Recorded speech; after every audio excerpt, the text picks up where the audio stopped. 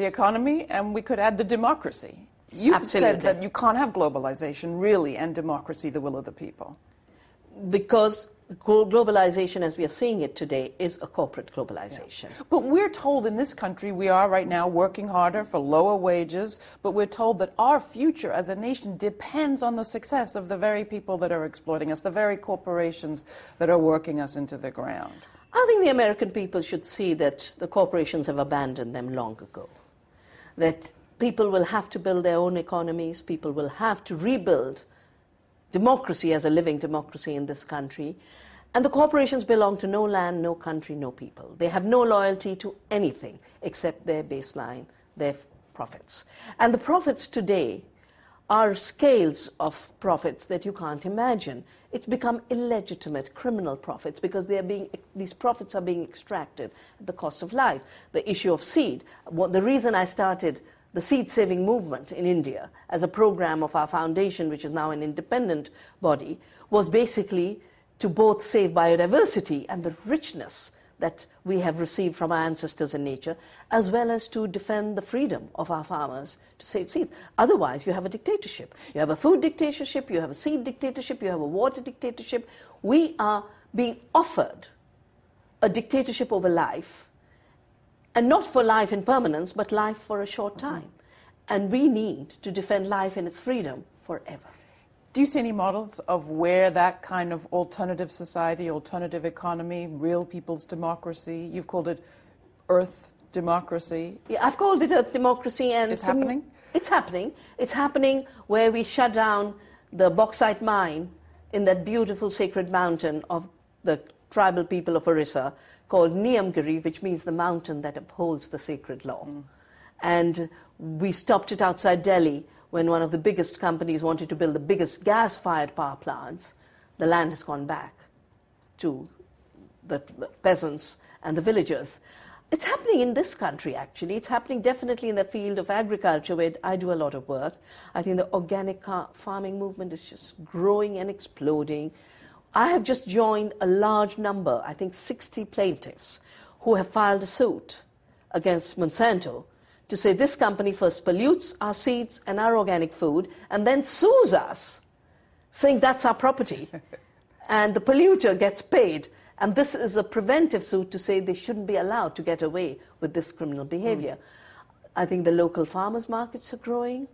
And the young people of this country, a lot of them come to us as interns to learn farming, to learn how to live simply and live a full life. And I think the young people can see through the corporations and say, there's nothing there for us. We have to build our own lives. You were very extraordinary even as a young person in that you decided to go and become a physicist and acquire a doctorate in physics, I think, quantum physics at that. And in your contribution to this book, The Rights of Nature, The Case for a Universal Declaration of the Rights of Mother Earth, that we talked about with Maud Barlow on this program, you start your segment quoting Einstein, where he says the significant problems of today will not be solved with the kind of thinking that's at the same level as it was when we created these problems. We've got so far in physics. How come we've come so little distance in economics or human relations? We're still using kind of 19th century theory. I think that's part of the problem, that you have a mechanical worldview, which is precisely the kind of worldview that is causing the problems, an idea of separation, an idea of separation between people, an idea of separation between humans and nature. And that idea of separation had a name in South Africa. It was called apartheid, which means separate. So if apartheid is kind of the human relations version of classical physics? It is absolutely the human relation version of classical physics, and we need to overcome the apartheid that we've established, one, against nature, and two, against ordinary people who are being told, your life doesn't count. If you can't make a living, if you are a farmer fighting for your land in Jaitapur, we will shoot you dead. The nuclear power plant and the profits of the Areva company, the French company that's setting up these plants, is far more important. The power of the state joining with private corporations, which is the new phenomena we see post-globalization. I call it the emergence of the corporate state. And the corporate state must become a fascist state. Because when government is that closely married to big money and starts to serve big money, then it must disenfranchise ordinary people of their freedoms and their rights. So what's the quantum version of democracy, the version of democracy that's about relationships and processes and waves? You know, I did my doctorate on the foundations of quantum theory, and my thesis of my title was Non-Locality in Quantum Theory. Basically, it's about quantum theory tells us everything is related, nothing is separable. And once we realize that, then corporations are not separate from society. They're part of society. They're human beings, not in terms of the abstract notion of the corporation, but in terms of the individuals, which is why the Bhopal disaster was so important in terms of saying the liability lies with the individuals like Anderson, who were responsible for running that company. We've got to re-embed businesses into the human community and the human community into the earth community. That re-embedding is the non-separation that we have to seek. Connection, interconnection, relationship, that has to be the quantum leap that humanity must make. Kofi Annan recently addressed the United Nations on this question of a green revolution in Africa and talked about having brought private enterprise, private businesses into this initiative. Is it going to work, do you think? What does it need to work? Well, if it works, it'll destroy Africa. One of my very early books is called The Violence of the Green Revolution. I was compelled to write it as part of a United Nations program because in 1984 we had the Bhopal disaster, and in the same year we had violence in Punjab of scales we can't imagine. 30,000 people were killed in extreme violence.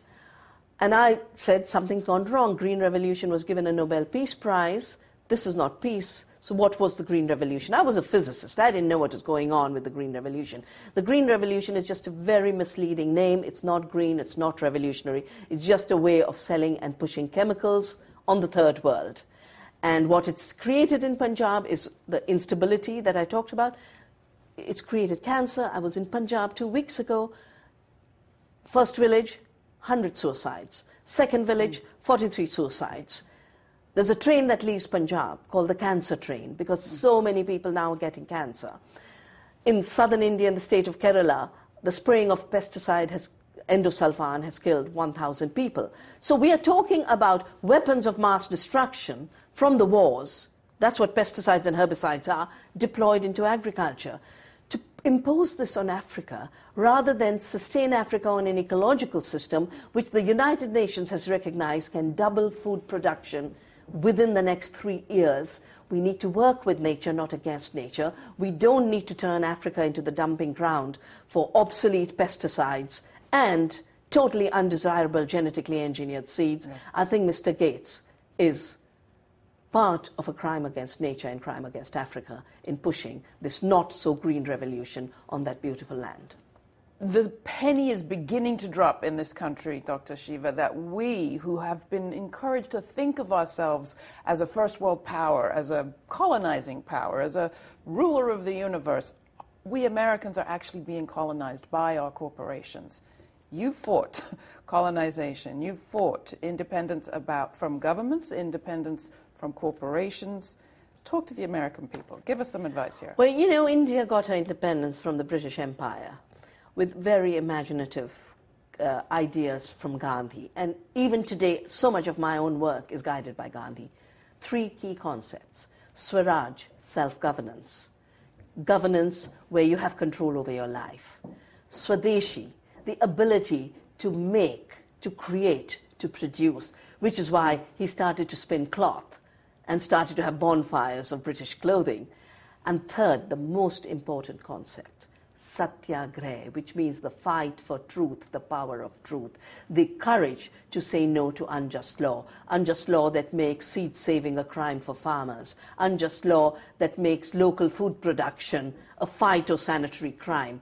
There are all kinds of unjust laws floating so that the corporations can have monopoly. We need a Gandhian rising for the real laws that we need to obey, the laws of nature for ecological sustainability and the laws of human community for democracy, equality, dignity, across races, across genders, and across classes.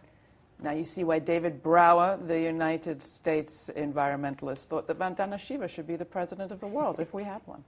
Vandana, thank you so much.